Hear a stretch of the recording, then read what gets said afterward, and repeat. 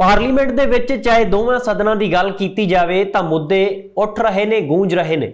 ਜਿੱਥੇ ਹੀ ਵੱਖ-ਵੱਖ ਤਰ੍ਹਾਂ ਦੇ ਭਾਸ਼ਣ ਹੋ ਰਹੇ ਨੇ, ਸਵਾਲ ਵੀ ਕੀਤੇ ਜਾ ਰਹੇ ਨੇ। ਤਾਂ ਇੱਕ ਮਸਲਾ ਬੜਾ ਗੰਭੀਰ ਹੈ ਪੰਜਾਬ ਨਾਲ ਜੁੜਿਆ, ਡਰੱਗ ਦਾ ਮਸਲਾ। ਉਸ ਨੂੰ ਰੋਕਣ ਦੇ ਲਈ, ਖਤਮ ਕਰਨ ਦੇ ਲਈ ਨਸ਼ੇ ਨੂੰ ਲੈ ਕੇ ਸਰਕਾਰ ਸੂਬਾ ਕੀ ਕਰ ਰਹੀ ਹੈ ਔਰ ਕੇਂਦਰ ਸਰਕਾਰ ਦੀ ਜ਼ਿੰਮੇਵਾਰੀ ਕੀ ਬਣਦੀ ਹੈ, ਕਿਉਂਕਿ 1985 ਦਾ NDPS ਐਕਟ ਜਿਹੜਾ ਕਿ ਨਸ਼ੇ ਦੇ ਖਾਤਮੇ ਲਈ ਹੋਂਦ ਵਿੱਚ ਆਇਆ ਸੀ, ਪਾਰਲੀਮੈਂਟ ਦੇ ਵਿੱਚ ਬਕਾਇਦਾ ਪਾਸ ਹੁੰਦਾ ਹੈ। ਪਰ ਕਾਂਗਰਸੀ MP ਡਾਕਟਰ ਅਮਰ ਸਿੰਘ ਜਿਹੜੇ ਕਿ ਫਤਿਹਗੜ੍ਹ ਸਾਹਿਬ ਤੋਂ ਲੋਕ ਸਭਾ ਮੈਂਬਰ ਨੇ, ਉਹਨਾਂ ਨੇ ਮੁੱਦਾ ਚੁੱਕਿਆ ਔਰ ਸਵਾਲ ਵੀ ਕੀਤਾ ਔਰ ਕੇਂਦਰ ਸਰਕਾਰ ਤੋਂ ਮੰਗ ਕੀਤੀ ਕਿ ਇਸ ਵਿੱਚ ਦਖਲ ਦਿੱਤਾ ਜਾਵੇ ਔਰ ਇਸ ਮਸਲੇ ਦੇ ਉੱਤੇ ਪੂਰੀ ਗੰਭੀਰਤਾ ਨਾਲ ਕੰਮ ਕੀਤਾ ਜਾਵੇ ਕਿ NDPS ਐਕਟ ਦੀ ਦੁਰਵਰਤੋਂ ਹੋ ਰਹੀ ਹੈ। ਇਹ ਦੁਰਵਰਤੋਂ ਕਿਸ ਪੱਧਰ ਤੇ ਹੋ ਰਹੀ ਹੈ, ਉਹਨਾਂ ਨੇ ਕਿਸ ਆਧਾਰ ਤੇ ਗੱਲਾਂ ਕਹੀਆਂ ਨੇ, ABC ਪੰਜਾਬ ਤੇ ਸੀਨੀਅਰ ਪੱਤਰਕਾਰ ਜਗਤਾਰ ਸਿੰਘ ਭੁੱਲਰ ਨਾਲ ਗੱਲਬਾਤ ਕੀਤੀ ਕਾਂਗਰਸੀ MP ਡਾਕਟਰ ਅਮਰ ਸਿੰਘ ਨੇ। ਉਹਨਾਂ ਤੋਂ ਅਸੀਂ ਜਾਣਨ ਦੀ ਕੋਸ਼ਿਸ਼ ਕੀਤੀ ਕਿ ਆਖਰਕਾਰ ਉਹ ਕਿਸ ਆਧਾਰ ਦੇ ਉੱਤੇ ਕਹਿ ਰਹੇ ਨੇ ਕਿ ਪੰਜਾਬ ਦੇ ਵਿੱਚ ਜੇਕਰ ਨਸ਼ਿਆਂ ਨੂੰ ਰੋਕਣਾ ਹੈ ਤਾਂ ਉਸ ਦੇ ਲਈ ਰਾਹ ਹੋਰ ਕੀ ਅਖਤਿਆਰ ਕਰਨਾ ਪਵੇਗਾ ਔਰ NDPS ਐਕਟ ਦੀ ਪੜਚੋਲ ਕਿਵੇਂ ਕਰਨੀ ਬਣਦੀ ਹੈ। ਇਹ ਸਾਰੀਆਂ ਗੱਲਾਂ ਉਹਨਾਂ ਨੇ ਦੱਸੀਆਂ ਨੇ ਵਿਸਥਾਰ ਦੇ ਨਾਲ। ਪਹਿਲਾਂ ਉਹਨਾਂ ਨਾਲ ਕੀਤੀ ਗੱਲਬਾਤ ਸਾਂਝੀ ਕਰਦੇ ਹਾਂ, ਫਿਰ ਦੱਸਦੇ ਹਾਂ ਕਿ ਆਖਰਕਾਰ ਕਹਾਣੀ ਕਿੱਧਰ ਨੂੰ ਜਾ ਰਹੀ ਹੈ। ਡਾਕਟਰ ਸਾਹਿਬ, ਜਿਹੜਾ ਤੁਸੀਂ ਮੁੱਦਾ ਚੱਕਿਆ, ਇਹ ਕਿੰਨੀ ਕੀ ਸਿਰਫ ਪੰਜਾਬ 'ਚ ਦੁਰਵਰਤੋਂ ਹੋ ਰਹੀ ਹੈ ਕਿ ਪੂਰੇ ਪੈਨ ਇੰਡੀਆ 'ਚ ਹੀ NDPS ਐਕਟ ਦੀ ਦੁਰਵਰਤੋਂ ਹੋ ਰਹੀ ਹੈ? ਇੰਟਰਨੈਸ਼ਨਲ ਵੀ ਹੈ, ਨੈਸ਼ਨਲ ਵੀ ਹੈ, ਬਹੁਤ ਸਾਰੀਆਂ ਸਟੇਟਾਂ ਪਰ ਪੰਜਾਬ 'ਚ ਬਹੁਤ ਜ਼ਿਆਦਾ ਹੈਗਾ ਜੀ। ਪੰਜਾਬ ਮਤਲਬ ਹਿੰਦੁਸਤਾਨ 'ਚ ਜਿੰਨੇ ਕੇਸ ਦਾ ਉਹਦਾ 13% ਪੰਜਾਬ 'ਚ ਹੁੰਦੇ ਆ, ਜਦਕਿ ਪਾਪੂਲੇਸ਼ਨ ਆਪਣੀ 2% ਆ ਜੀ। ਤੇ ਉਹ ਜ਼ਿਆਦਾ ਤੇ ਹੈ, ਆਪਣੇ ਜ਼ਿਆਦਾ ਹੈਗਾ ਜੀ। ਨਹੀਂ, ਇਹ ਪੁਲਿਸ ਦੁਰਵਰਤੋਂ ਕਰਦੀ ਜਾਂ ਸਿਸਟਮ ਦੁਰਵਰਤੋਂ ਕਰਦਾ ਜਾਂ ਮੌਕੇ ਦੀਆਂ ਸਰਕਾਰਾਂ ਦੁਰਵਰਤੋਂ ਕਰਦੀਆਂ ਜੀ? ਨਹੀਂ, ਮੈਂ ਤਾਂ ਦੇਖੋ ਜਿਹੜੀ ਮੈਂ ਗੱਲ ਕਹੀ, ਅਗਰ ਤੁਸੀਂ ਮੇਰੀ ਵੀਡੀਓ ਸੁਣੀ ਹੋਈ ਜੀ, ਮੈਂ ਕਿਹਾ ਵੀ ਤੁਹਾਨੂੰ ਸਾਰਾ ਕੁਝ ਹੀ ਤੁਹਾਡਾ NDPS ਜਿਹੜਾ NDPS ਐਕਟ ਆ ਉਹ 1985 ਚ ਲਾਗੂ ਹੋਇਆ ਜੀ। ਹੁਣ 37 ਸਾਲ ਹੋ ਗਏ ਆ ਜੀ। ਮੈਂ ਕਿਹਾ ਤੁਸੀਂ ਸਾਡੇ ਕਾਨੂੰਨ ਚ ਅਜੇ ਤੱਕ ਇਹ ਗੱਲ ਹੀ ਨਹੀਂ ਹੈਗੀ ਕਿ ਮੈਨੂਫੈਕਚਰਰ, ਡਿਸਟ੍ਰੀਬਿਊਟਰ ਔਰ ਜਿਹੜੇ ਸਪਰੈਡ ਕਰਦੇ ਆ ਜੀ, ਉਹ ਔਰ ਜਿਹੜਾ ਵਿਚਾਰਾ ਹਾਲਾਤਾਂ ਦਾ ਮਾਰਿਆ, ਟੈਨਸ਼ਨ, ਫੈਮਿਲੀ ਟੈਨਸ਼ਨ, ਪਾਵਰਟੀ ਦਾ, ਅਨਐਮਪਲੋਇਮੈਂਟ, 100 ਪਰਿਵਾਰਿਕ ਟੈਨਸ਼ਨਾਂ ਹੁੰਦੀਆਂ, ਬੈਡ ਕੰਪਨੀ ਹੋ ਗਈ, ਕੁਛ ਹੋਰ ਹੋ ਗਿਆ, ਉਹ ਮਾੜਾ ਮੋਟਾ ਲੈਣ ਲੱਗ ਪਿਆ, ਤੁਸੀਂ ਚੱਕ ਕੇ ਸਾਰਿਆਂ ਨੂੰ ਜੇਲ੍ਹ ਚ ਪਾਈ ਜਾ ਰਹੇ ਹੋ ਜੀ। ਮੈਂ ਕਿਹਾ ਇਹਨੂੰ ਹਰ ਚੀਜ਼ ਨੂੰ ਰੀਥਿੰਕ ਕਰੋ। ਇਹ ਤੁਸੀਂ ਜੇਲ੍ਹ ਵਾਲਾ ਕੰਮ ਨਹੀਂ ਹੈਗਾ, ਇਹਦੇ ਤਾਂ ਪਹਿਲੇ ਦੂਸਰਾ ਕੰਮ ਹੋਣਾ ਚਾਹੀਦਾ ਜੀ। ਉਹ ਜਿਹੜੇ ਮੈਨੂਫੈਕਚਰਰ, ਡਿਸਟ੍ਰੀਬਿਊਟਰ ਔਰ ਜਿਹੜੇ ਉਹ ਸਾਰੇ ਹੈਗੇ ਆ ਉਹਨਾਂ ਨੂੰ ਬਿਲਕੁਲ ਬੰਦ ਕਰੋ, ਸਟ੍ਰਿਕਟ ਔਰ ਹੋਰ ਕੋਈ ਭਾਵੇਂ ਕਾਨੂੰਨ ਬਣਾ ਦਿਓ।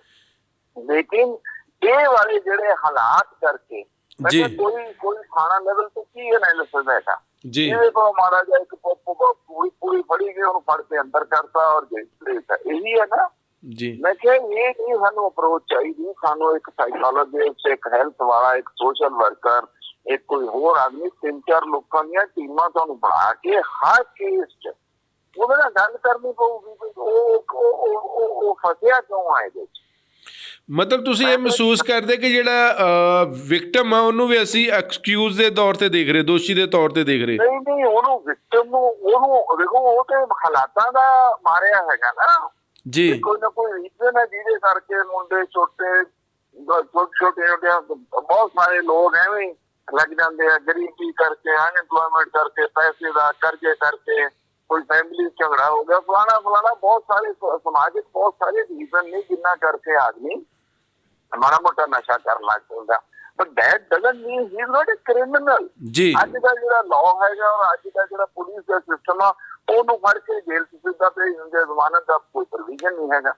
ਮੈਂ ਕਿਹਾ ਇਹਨੂੰ ਰੀਥਿੰਕ ਕਰੋ ਜੀ। ਔਰ ਅਲਟੀਮੇਟਲੀ ਜਵਾਬ 'ਚ ਮਾਨੇਬਲ ਹੋਮ ਮਿਨਿਸਟਰ ਨੇ ਉਹ ਗੱਲ ਕਹੀ ਆ ਕਿ ਜੇ ਆਪਾਂ ਨੂੰ ਇਹ ਡਿਫਰੈਂਸ਼ੀਏਟ ਕਰਨਾ ਪਊਗਾ ਇਹ ਦੋਵਾਂ 'ਚ ਕਿ ਜਿਹੜੇ ਸਪਲਾਇਰ ਆ, ਜਿਹੜੇ ਬਣਾਉਣ ਵਾਲੇ ਆ, ਜਿਹੜੇ ਸਪਰੈਡ ਕਰਦੇ ਆ, ਉਹਨਾਂ ਤੇ ਬਹੁਤ ਸਖਤੀ ਕਰਨੀ ਪਊਗੀ। ਔਰ ਇਹ ਜਿਹੜਾ ਵਿਕਟਿਮ ਹੈ ਜੀ, ਉਹਦੇ ਲਈ ਆਪਾਂ ਨੂੰ ਰੀਹੈਬਿਲਿਟੇਸ਼ਨ ਦਾ ਸਿਸਟਮ ਬਣਾਉਣਾ ਪਊਗਾ। ਮੈਂ ਕਿਹਾ ਮੈਂ ਇਹੀ ਗੱਲ ਤਾਂ ਕਹਿ ਰਿਹਾ ਨਾ।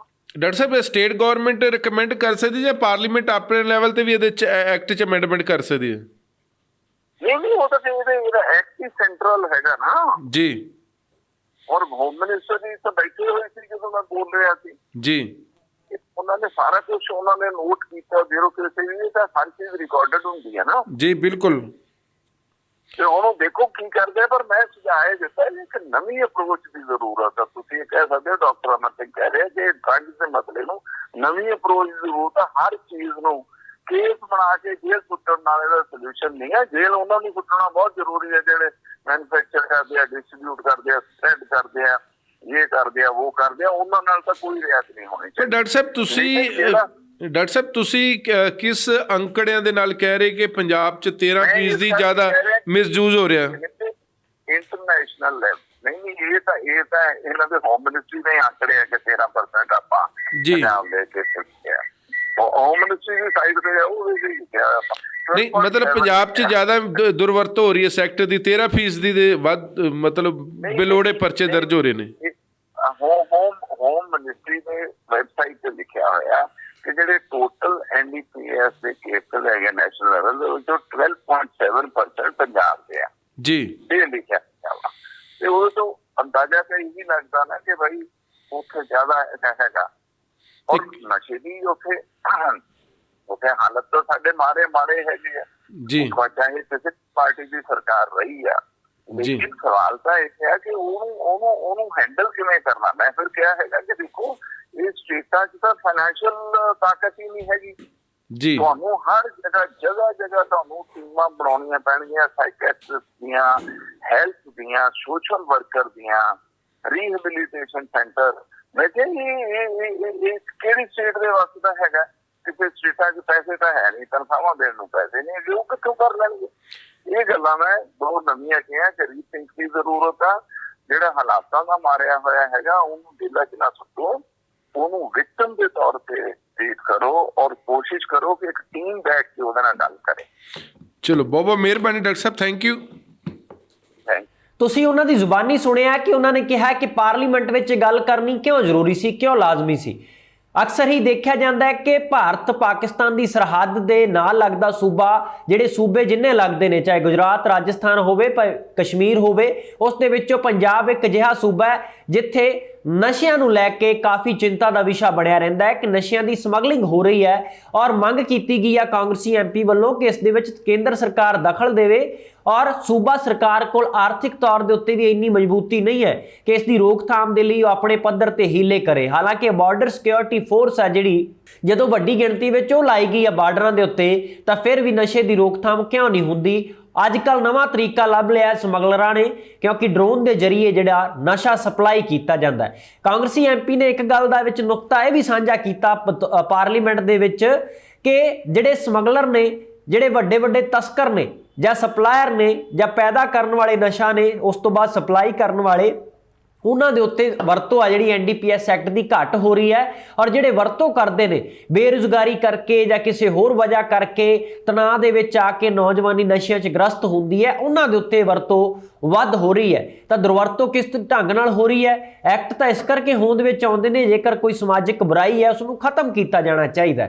ਪਰ ਕਾਂਗਰਸੀ MP ਨੇ ਇਸ ਗੱਲ ਦੀ ਚਿੰਤਾ ਪ੍ਰਗਟਾਉਂਦਿਆਂ ਪਾਰਲੀਮੈਂਟ ਦੇ ਵਿੱਚ ਜਿਹੜੀ ਆਵਾਜ਼ ਚੁੱਕੀ ਹੈ। ਹਾਲਾਂਕਿ ਸੂਬੇ ਦੇ ਵਿੱਚ ਚਾਹੇ ਕਾਂਗਰਸ ਦੀ ਸਰਕਾਰ ਰਹੀ ਹੋਵੇ ਤੇ ਚਾਹੇ ਸ਼੍ਰੋਮਣੀ ਅਕਾਲੀ ਦਲ ਭਾਜਪਾ ਦੀ, ਤੇ ਚਾਹੇ ਹੁਣ 9 ਮਹੀਨੇ ਤਕਰੀਬਨ ਆਮ ਆਦਮੀ ਪਾਰਟੀ ਨੂੰ ਹੋ ਗਏ ਨੇ, ਅਕਸਰ ਹੀ ਚਿੱਟੇ ਨਾਲ ਮਰਨ ਵਾਲਿਆਂ ਦੀ ਗਿਣਤੀ, ਨੌਜਵਾਨਾਂ ਦੇ ਵਿੱਚ ਗ੍ਰਸਤ ਹੋ ਜਾਣ ਦੀ ਗਿਣਤੀ ਲਗਾਤਾਰ ਵੱਧ ਰਹੀ ਹੈ। ਇਹ ਬੜਾ ਚਿੰਤਾ ਦਾ ਵਿਸ਼ਾ ਹੈ। ਸਰਕਾਰ ਕਿਸੇ ਵੀ ਧਿਰ ਦੀ ਰਹੀ ਹੋਵੇ, ਕਿਸੇ ਵੀ ਪਾਰਟੀ ਦੀ ਰਹੀ ਹੋਵੇ, ਸੂਬੇ ਦੇ ਵਿੱਚ ਨਸ਼ਿਆਂ ਦੀ ਰੋਕਥਾਮ ਉਸ ਢੰਗ ਨਾਲ ਨਹੀਂ ਹੋ ਸਕੀ। ਇਸੇ ਕਰਕੇ ਹਾਲਾਤ ਪੰਜਾਬ ਦੇ ਇਸ ਕਦਰ ਜਿਹੜੇ ਨੇ ਗਿਰਾਵਟ ਵਿੱਚ ਆ ਗਏ ਨੇ, ਨਸ਼ਿਆਂ ਦੇ ਵਿੱਚ ਜਵਾਨੀ ਹੈ ਜਿਹੜੀ ਗਲਤਾਨ ਹੋ ਗਈ ਹੈ। ਪਰ ਹੁਣ ਕੀ ਕਾਂਗਰਸੀ MP ਦੇ ਚੁੱਕਿਆ ਗਿਆ ਮੁੱਦਾ, ਚੁੱਕਿਆ ਗਿਆ ਸਵਾਲ ਅਮਲੀ ਰੂਪ ਦੇ ਵਿੱਚ ਕਿੰਨਾ ਫਾਇਦਾ ਦਿੰਦਾ ਹੈ, ਆਉਣ ਵਾਲੇ ਸਮੇਂ 'ਚ ਪਤਾ ਲੱਗੇਗਾ। ਪਰ ਫਿਲਹਾਲ ਉਹਨਾਂ ਨੇ ਜਿਹੜੀਆਂ ਗੱਲਾਂ ਕੀਤੀਆਂ ਨੇ ਉਹਨਾਂ ਦੇ ਵਿੱਚ ਵਜ਼ਨ ਜ਼ਰੂਰ ਲੱਗਦਾ ਹੈ ਕਿ NDPS ਦੀ ਵਰਤੋਂ ਆ ਜਿਹੜੀ, ਜੇਕਰ ਨਸ਼ਿਆਂ ਨੂੰ ਰੋਕਣਾ ਹੈ, ਜਿਹੜੇ ਸਪਲਾਇਰ ਨੇ ਵੱਡੇ ਵੱਡੇ, ਉਹਨਾਂ ਦੇ ਉੱਤੇ ਕਰਨੀ ਬਣਦੀ ਹੈ। ਇਸੇ ਕਰਕੇ ਹੀ ਰੋਕਥਾਮ ਹੋਵੇਗੀ। ਅਦਰਵਾਈਜ਼ ਬਾਕੀ ਜਿੰਨੀਆਂ ਮਰਜ਼ੀ ਕੋਸ਼ਿਸ਼ਾਂ ਕਰ ਲਈਆਂ ਜਾਣ, ਉਸ ਦੇ ਨਾਲ ਕੋਈ ਰੱਤੀ ਭਰ ਵੀ ਫਰਕ ਨਹੀਂ ਪੈਣ ਵਾਲਾ। ਹੁਣ ਇਸ ਮਸਲੇ ਦੇ ਵਿੱਚ ਕੇਂਦਰ ਸਰਕਾਰ ਕੀ ਪੈਂਤੜਾ ਵਰਤਦੀ ਹੈ, ਕਿੰਨਾ ਕੁ ਸਹਿਯੋਗ ਮਿਲਦਾ ਸੂਬਾ ਸਰਕਾਰ ਨੂੰ, ਕਿਉਂਕਿ ਫੈਡਰਲ ਢਾਂਚੇ ਦੀ ਜਦੋਂ ਗੱਲ ਹੁੰਦੀ ਹੈ ਤੇ ਉਸ ਦੇ ਵਿੱਚ ਕੇਂਦਰ ਸਰਕਾਰ ਤੇ ਸੂਬਾ ਸਰਕਾਰ ਦੋਵਾਂ ਨੇ ਮਿਲ ਕੇ ਕੰਮ ਕਰਨਾ ਹੁੰਦਾ। ਪਰ ਇਸ ਮਸਲੇ ਦੇ ਵਿੱਚ ਜਦੋਂ ਵਿਰੋਧੀ ਸਿਆਸੀ ਇੱਕ ਦੂਜੇ ਦੇ ਵਿੱਚ ਸੱਤਾ ਵਿੱਚ ਹੁੰਦੇ ਨੇ। ਖਾਸ ਕਰਕੇ ਪੰਜਾਬ ਦੀ ਸੱਤਾ ਇਸੇ ਤਰ੍ਹਾਂ ਰਹੀ ਹੈ। ਕੇਂਦਰ ਦੇ ਵਿੱਚ ਜਦੋਂ ਕੋਈ ਹੋਰ ਸਰਕਾਰ ਹੋਵੇ ਔਰ ਸੂਬੇ ਦੇ ਵਿੱਚ ਕਿਸੇ ਹੋਰ ਪਾਰਟੀ ਦੀ ਹੋਵੇ ਤਾਂ ਟਸਲ ਬੜੀ ਚੱਲਦੀ ਹੈ, ਬਹੁਤ ਸਾਰੇ ਫੰਡ ਤੱਕ ਰੋਕ ਲਏ ਜਾਂਦੇ ਨੇ। ਤੇ ਅਜਿਹੇ ਗੰਭੀਰ ਮੁੱਦਿਆਂ ਦੇ ਉੱਤੇ ਇਕਜੁੱਟਤਾ ਕਿਵੇਂ ਹੁੰਦੀ ਹੈ ਸਰਕਾਰਾਂ ਦੀ, ਸੂਬਾ ਤੇ ਕੇਂਦਰ ਸਰਕਾਰ ਦੀ, ਇਹ ਦੇਖਣ ਵਾਲੀ ਗੱਲ ਹੈ। ਔਰ ਕਦੋਂ ਇਹ ਇਕਜੁੱਟਤਾ ਦਾ ਸੰਦੇਸ਼ ਸੁਨੇਹਾ ਦਿੱਤਾ ਜਾਂਦਾ ਹੈ, ਜਿਸ ਦੇ ਨਾਲ ਚਾਹੇ ਕੋਈ ਅੱਤਵਾਦੀ ਦੀਆਂ ਗਤੀਆਂ ਕਰਨ ਵਾਲੇ ਨੇ, ਅੱਤਵਾਦ ਫੈਲਾਉਣ ਵਾਲੇ ਨੇ, ਤੇ ਜਾਂ ਫਿਰ ਨਸ਼ੇ ਦੀ ਅੱਤਵਾਦ ਆ ਜਿਹੜਾ ਉਹ ਫੈਲਾਉਣ ਵਾਲੇ ਨੂੰ, ਉਹਨਾਂ ਦੋਵਾਂ ਦੇ ਉੱਤੇ ਰੋਕਥਾਮ ਕਿਵੇਂ ਪਾਈ ਜਾਂਦੀ ਹੈ, ਇਹ ਦੋਵਾਂ ਸਰਕਾਰਾਂ ਦੇ ਸਾਹਮਣੇ ਚੁਣੌਤੀ ਹੈ। ਇਸ ਤਰ੍ਹਾਂ ਦੇ ਮੁੱਦਿਆਂ ਦੇ ਉੱਤੇ ਆਵਾਜ਼ ਹਮੇਸ਼ਾ ਹੀ ਉੱਠਦੀ ਰਹੀ ਹੈ, ਪਰ ਅਮਲੀ ਰੂਪ ਦੇ ਵਿੱਚ ਕੀ ਹੁੰਦਾ ਹੈ, ਸਵਾਲ ਸਭ ਤੋਂ ਵੱਡਾ ਇਹ ਹੈ। ਤਾਂ ਕਾਂਗਰਸੀ ਐਮਪੀ ਡਾਕਟਰ ਅਮਰ ਸਿੰਘ ਨੇ ਜਿਹੜਾ ਮੁੱਦਾ ਚੁੱਕਿਆ, ਦੇਖਦੇ ਹਾਂ ਕਿ ਇਸ ਦੇ ਨਾਲ ਕਿੰਨਾ ਫਰਕ ਪੈਂਦਾ ਹੈ। ਫਿਲਹਾਲ ਇਸ ਰਿਪੋਰਟ ਵਿੱਚ ਇੰਨਾ ਹੀ। ਸਾਨੂੰ ਦਵਾ ਗਿਆ, ਧੰਨਵਾਦ।